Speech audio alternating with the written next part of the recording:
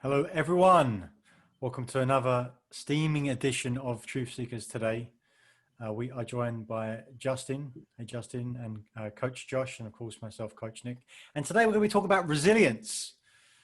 And even in the last couple of minutes before we hit the record button, a couple of things popped up that were references to resilience. And I think we're going to go into a lot of places. So I'm excited to kind of get started with this. Justin, if you would, share with us, like when you hear resilience, what's the first thing that comes to your mind? What's the first thing you want to get out? Yeah, sure. First off, appreciate you having me. And secondly, when I hear resilience, I literally just I go straight to the definition because I get to speak about this a lot with some of our group members at Habitual Roots, and it's your ability to bounce back quickly. And you know, something the way that we identify that a lot is as a shield, if you will. It's being able to take a blow and be able to get back up again after that and know how to handle that and keep marching forward. Yeah. Do you think thank you for that. That makes sense. I mean, it's like good to have a baseline, like this is what it actually means, right? Because there's oftentimes people will take something somewhere and have a feeling of what it is and go run it, and it might not necessarily be aligned with someone else's definition for it, and that's okay, but it's just being aware of what that might be. And I feel like resilience is something that comes up quite a lot, gone through a point of where being, and perhaps it's a buzzword and that type of thing. Is it important for you, Justin, to make sure that it's defined in the right way in order that it's applicable? Like it's not just something we say, but it's something we mean as well. Yeah, I think, I mean, to your point, it doesn't matter what the word is. You got to make sure that you're on the same page with the individual you're having a conversation with or the group you're having a conversation with. But yeah, and to go back as far as that is concerned, 100%. I need to know what you mean when you're talking about resilience. You can be meaning it in a totally different dynamic than I am. I can be thinking mental resilience and how I'm practicing mindfulness and whatnot. And you can be talking about physical resilience and making sure you get up and go for a run every day and know how to cope with those things. So yeah, definitely. Yeah, so resilience and communication. That's a powerful combination, right? It's like, well, if we're talking about the same things, and whatever we talk about, we're going to show resilience, meaning we're going to show that you can talk about whatever you want. Like if we're in a place where we're communicating, then surely it's got to be about something that's difficult anyway. Because would we really even need to communicate about it in the first place if it wasn't? Like, what's there to say? Apart from just talking for the sake of it. And so having that combination together just means that you can really go into anything and improve, like iron sharpens iron, like push together and get a deeper result out. What are your thoughts, Coach? Yeah, I immediately go to imagery. So the token example is the rubber band snapping back. So hopefully we can develop that into something different or unique, because that's the typical one. But I think it could be applied to, like Justin says, both things or multiple things, just being clear about what you mean when you say it, but applying it to the mental realm, the physical realm, how quickly you can recover or come back from something. And what's intriguing to me is that in the rubber band example, the further you pull it, the more energy it comes back with. But so it also implies the further it stretches it. So if you're stretching it out way far, it's uncomfortable. If the rubber band had feelings, it would be uncomfortable for the rubber band. But that resiliency comes back twofold, threefold, whatever, and increasing multiples the further that you stretch it. Yeah, it certainly does. Go ahead, Justin. I was just going to share. So a friend and I actually discussed this one day as a theory on life, and it's about the ebbs and flows, right? And I think this goes hand in hand with your rubber band analogy, Josh, and just understanding, you're going to have your lows and you're going to have your high points, but as you keep doing more and more work, as you keep, being persistent while being resilient, that bouncing back is going to create, a higher high and sometimes a lower low. You get deep into a business and something crashes and you're at the bottom, but how to pick it back up again because you've already been performing at that level. So yeah, I love the rubber band analogy, and I think it goes hand in hand with our ebb and flow theory. And we were just discussing it, as you keep doing that work, as you keep stretching that band, there's things that are going to happen, and but the practice of resilience is how you overcome those types of things and stay steadfast on your path. I got a question. I want to put you on the spot a little bit, Justin, if that's okay with you. Yeah, sure. We had a Truth Seekers a couple of weeks ago about, and Nick, I think you'll remember this, like the path to success or accomplishing things is, we think it's linear, but it's not. And like you say, it's ebbs and flows. We were talking one day about the key of becoming aware of the lows in such a way that it doesn't snowball and get further lower. So that kind of goes against what we're talking about now. And like the rubber band example, the lower you go or the more you stretch it, the quicker and faster it comes back. So I'm wondering about those two examples and what we can deduce from that, because what we determined was that on your scale upwards, if you can limit the low and just have it be a little scoop, you can go up quicker. Mm-hmm. But what we're saying, maybe you can talk about your ebb here. So the bottom, what does that look like? Maybe you can put that in mental terms or physical terms or whatever, however you want to approach that. Yeah, I think it is, once again, back to Nick's original point, understanding what we mean by the ebb, right? Defining the ebb, the dip of the wave. And we're gonna have highs and lows no matter what. And I think the practice of resilience is that degree difference that you're talking about, being able to cut that low short and have it to empower you. Hey, I'm really struggling with this right now. It's being able to look at it, accept it, embrace it, and then throw it away instead of sitting there ruminating on it, if you will, and allowing it to keep dragging you through the mud. It's being able to see it and use it. Yeah, absolutely. And another word pops up for me is like anticipation. If you've got the communication, like you know what you're talking about. You go on a journey, and then you've got the concept of underpinned by the resilience. And if you're anticipatory, you can anticipate. then you can see what's coming up, right? And so you've got an ebb coming up, that down moment, and you can say, okay, I can see that, I can anticipate that, so I can see when to be resilient, right? And so you've got that opportunity to do that up front. It's like you can reframe it to that point before you get to that low. It's like I haven't got to dig myself out of something because I know it's coming.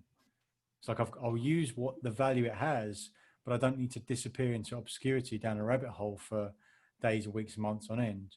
I can just see it. I can know that I need to be resilient, and I'll take my view outwards and anticipate that's going to be a gift. It's going to be a lesson, and that's going to make the high even higher. Like it's getting the right bounce to be able to get to that point. Why is it so much easier said than done, Nick? I think it's easy to say that, but when you're in that moment, like resiliency sometimes is the last thing that you feel like doing. You don't feel like bouncing back. You feel like kind of wallowing in your sorrows or whatever. It's like it's sometimes difficult to recognize that for an opportunity. So how can we do that? How can we be more vigilant with that? Yeah, I think that's where I'm going with on the anticipation, right? Is because if you know it's there, because what you're talking about is it when it's too late. Like when it's already taken you, like where you're already in that hole, you're looking at and go, oh, I can't see anything. Oh, I'm in a hole. Yeah. Oh, I'm in a hole. Now I've got to dig myself out. And it's like, well, hang on, where's my shovel? Where's my ladder? I haven't got it. And right, if you know that's coming up, you can take the right tools down with you. Right, you can, as you like slide into that hole, you're like, hang on, I've got like an ice pick here. I'm just gonna whack it in the side, so I'm gonna go all the way down. So it's like, the more that you can be associated with the concept of bouncing back up, being resilient, and maybe more than that, there's like that it's going to happen. It's like that's what's going to happen. Like again, not back to the like getting knocked down versus getting back up again. Like we know, again, that's another thing that's like easy to easy to say and scoot over because it's almost a cliche, and people don't pay much attention to cliches. But cliches come from a place that are real, so maybe people should pay attention more to cliches because they're helpful for us. And it's like when people say, "How are you doing today?" That's a really good question, but most people just go, "I'm fine," because they're just so used to it. We've got to have new ways of doing it. So resilience is just making sure that we know it's upcoming, so we can actually use it when it gets there. Right? So we haven't got to dig ourselves out of that point. Yeah, I want to jump in on that for a second. So yeah, I agree. I mean, resilience is kind of the practice to prepare for what's coming, right? You know, it's you having that the tools in your tool belt whenever you know, crap hits the fan, for lack of better terms. And then additionally, you know, to your point, Nick, in regard to anticipating it, I read a quote this week, and it was I'm forgetting the gentleman's name, but he was the president of the University of Michigan in the early 1900s, and he was president for a while. And they asked him, you know, what did you do, or what have you done that has allowed you to be so successful and done so well? And he said, grow antennas, not horns. And I think it goes back to the anticipation piece that you're saying, Nick, is just, you know, being sensitive to what's coming up, you know, being sensitive for your team, for the circumstances that you're in, and not necessarily expecting the bad, but just anticipating that it can happen, and you have, you know, the practices in place to mitigate that, if you will. Yeah, it's like if you can see it coming up, like maybe you can take more of the lesson and less of the punishment. You know, so you haven't got to take the full force of the punishment. I'll never do that again. But you can also take the benefit as well. It's like that's and coach. This is about, we talked about this before, about being at 80%, not 100%. So it's like, well, maybe I'd get all the lesson if I went down to that low and took all the punishment that went with it. Like if my business completely failed, that lesson would be massive, and maybe that will give me the biggest opportunity to step in and do that again. And I wouldn't go down that same road, and so I'd learn from that. But maybe it would kill you, right? Maybe you wouldn't be able to get up from it. So perhaps it's a better thing to be thinking about, like, well, how do I take 80% of the lesson and just 20% of the punishment? And that way I can make my ebbs much more shallow, to back to that point and that visual, right? Like as long as we're trending upwards, I don't mind if we're up and down. Yeah, it's disarming the painfulness of the ebb. Yeah. You know, we talked very recently about pulling back the zoom. Like, okay, we're zoomed into our life for this moment right now, and we're feeling the tension or the stress of something bad happening, losing our business, right? But to your point, we pull back. Like, it's painful right now. We pull it back though, and we just fast forward our life 2 years. Maybe we have a better business than we ever imagined possible, and it could only have been achieved by this other failure. My you know, the justification for my earlier question is like, sometimes it's so hard to do, but like to Justin's point, I love, you know, antennas versus horns, because it's implying, like, I'm thinking of these wavy antennas, all they're doing is reading stimuli. So they're just taking information. The horns are static. Like there's nothing, they are what they are. And that's kind of the equivalent of going through life, really taking the ebbs to heart and maybe having them snowball, whereas those antennas are like, all right, my business is going down. Like, what relationships can I make with new people, or, you know, who else has been in this environment before, to where I can catapult and snap that rubber band back to where I can catapult myself forward.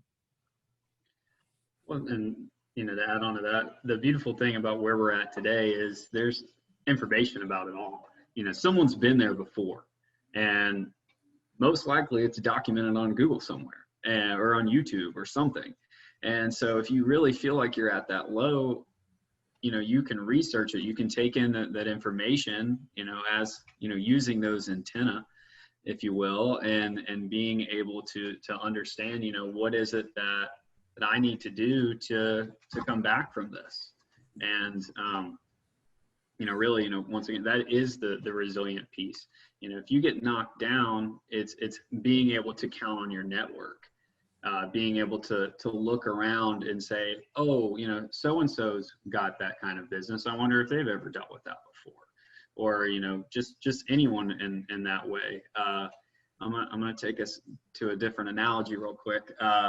So I was on a walk one day, and I used to at my day job, I would walk around this parking lot, and there was some woods around the parking lot, and I noticed this spider that had a pretty impressive web. I mean, it caught my attention as I was walking by, and I got to the point where I would walk, every day, and I kind of looked for this guy. I'd be like, all right, where's he at today? And I'd notice that his spot would move every now and again. And I remember this big storm coming through one day while I'm at the office, and I even thought about the little guy. I was like, I wonder what he's doing, during this storm. And I walked out there, and I noticed that his web was completely moved, and I started thinking about, what does that spider have to know about his web?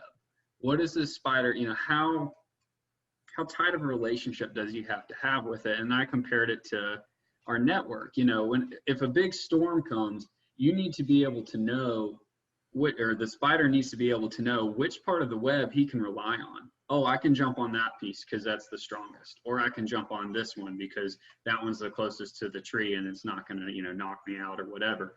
And it's the same thing with us. We have our our web, we have our network, our people we can rely on, or our practices that we can rely on. When that storm comes, do you know which piece of the web you can jump on, which side of your network you can count on? We've all got those friends we can call when things are going down, and it just depends which one. But I think it's being familiar with what you've got. Yeah, it's really great. I love the analogy for sure, and that will definitely stick. I think that the resilience, I guess I have some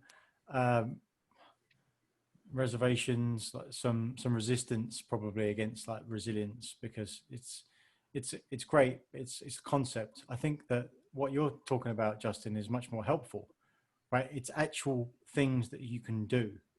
I know I need to be resilient when it all goes wrong, but actually what's better is to practice the resilience, to use the term that you used, and which means understanding now, while things are good, while I'm in a good state, while where I'm like 8, 9, 10 out of 10 feeling awesome, where are the people that I need to go to that are the strongest parts of my web? And not just, oh, I'll be resilient, and then when it goes wrong, oh no, I'll be resilient. Because what happens if you do get knocked down, then once you're down, it's much harder to look for what you need in order to get back up again, right? If you're taking it down with you, then you can do it, right? So like, you're absolutely right. You can go on YouTube and find out anything from anyone about anything. Like, that's it. There is that up there. But if you're in a state where like you're so knocked down, you're like, woe is me. I should never do this again. Feeling terrible. I'm just going to crawl somewhere. And to your point, coach, make it worse and worse and worse. Then you're not going to utilize those resources available to you. So really what's jumping out to me, and thanks, gents, is like, you've got to take the resilience concept, but make it actionable by putting those places, using your antenna and creating that web for you, so you know when you need to go, what can catch you when you need it. Yeah, I got an image, Nick, when you're speaking of that, like, just beat it to the point. Don't let, like, you get there first before you fall into the trap. So like, running down a hill. Yeah, maybe we're in the ebb. I'm running down the hill alongside my snowballing, whatever, business, whatever. Get to the bottom, fortify it, so that we're already working against it on the way up. And maybe that, to Justin's point, that means tapping into our network, bring other people with us. Come on, let's push against this.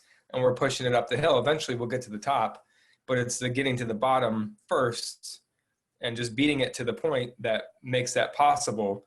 Because if that doesn't happen, we're knee deep, ankle deep in this mess that we got to clean up first before we can even think about going back up the hill. Yeah, you got to check in. You have to be aware of where you're going, right? And what's going on. It's kind of, keeping the business analogy going. you want to keep a firm hold on the pulse. You got to know, like, what's my financial pulse? What's my team's pulse? How is everything performing? What's my pulse? How am I doing? Am I getting burnt out? And checking in with those things and understanding, like, yeah, I'm getting a lot of people coming to stuff, but if the retention rate's low and whatnot, that's not going to keep happening. It's doing that proactive work, which I think Nick was hitting on earlier, of, whenever you are not in the rabbit hole and you're able to look around and kind of navigate a little bit, just taking those steps and building those practices, which resilience is a practice 100%. It's something that supplements you whenever there are those ebbs that we keep talking about. And coach, I've got to tie in this into what we do as well. Like Josh, it's for me, and Justin, to give you some context here, like we work in a concept of lead, lag, and lift. And basically what we're saying here is like, hey, here's your goal. Here's your outcome, your big thing. That's the end of the year, for instance. And then the lift of the things that you need to do, which is going to make everything rise up, like the one-time projects. And the leads are the things you do every day. And that's the primary thing that you track. And the leads are typically small things, repeatable small things that make everything thrive. And those are the things which build businesses and build anything that you want, right? It's whether it's losing weight, good relationships, whatever. Those are the things that matter. But it's so easy to discard those things because they're small, and they are individually, but it's the collective and the consistent collective which creates the compound, which allows for exponential growth. And so anytime you take your eye off of that and you focus on something that's happening because of an outcome, because of something else that's a one-off, and you're taking your eye off that, like that's when it does come crashing down. And that's why it's so important. I think it's so powerful just to come back to, okay, what do I need to do today? What's the musts I need to get done today that are part of my lead activities, the things that I do every day, which ensure that I continue to go, like where there is more business. To your point, Justin, okay, it's not about the people that are here today. It's about the people that are going to be here tomorrow, next month, and next year. So what did I do to get the people here today? Well, let's do those things again tomorrow. So we know that they're continuing to come. So to wrap that all up together, it's like it's so cool how we can tie all these things. It's a lot of fun. Mm-hmm. Mm-hmm. Love it.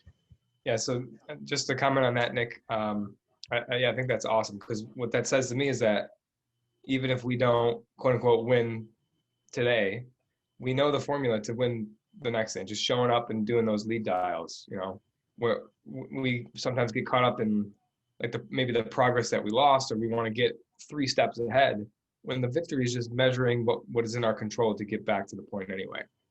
So it's making it winnable, and winnable is just taking it action by action with what is in your power to do to move in that direction.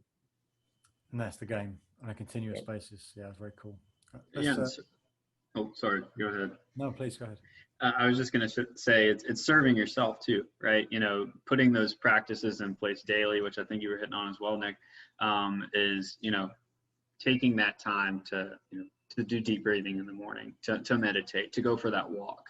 What are you doing to keep yourself fresh and able to make those dials, and, it's really just giving yourself what you need. And whenever you stop doing that, you'll find out later on down the line, that's whenever things start to get rough again. It's because you're like, oh, I stopped loving myself. I stopped giving myself, the grace that I need in the morning. Like, I'm a morning person. You can ask, my significant other, my roommate, whatever, let me have my cup of coffee and go for my walk. And then when I'm back, I'm good. I can do this all day, but I need to have at least that. And whenever I don't get that, I can handle my day, but I know I'm not at my top. And, especially if I skip that a few times. So it's knowing your own formula too. Yeah, right. Exactly, man. That's spot on. Like, it's dangerous as well, right? Because the more that you get into it, the deeper you get into your own formula, the more that it compounds and it's working for you. You tend to take your eye off it a little bit. And so when something goes wrong, you can say, well, what happened? I did everything I was supposed to do. I did all my stuff. Like, I didn't change anything. And maybe it's not that day, but it's a delay. It's like something you did 2 weeks ago, which broke that chain of awesome days together, which is now you're paying for, right? And it's like you've got to be aware of that depth in the context with lag time and delay.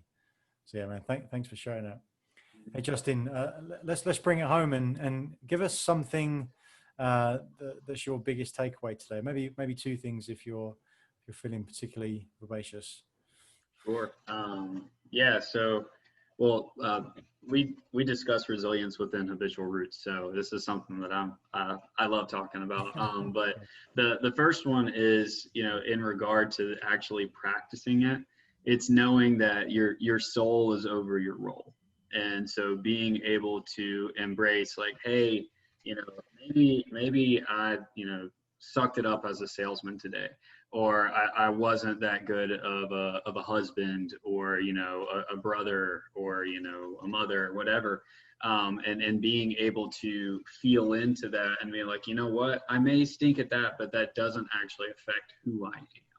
I actually am a lot bigger and deeper than that.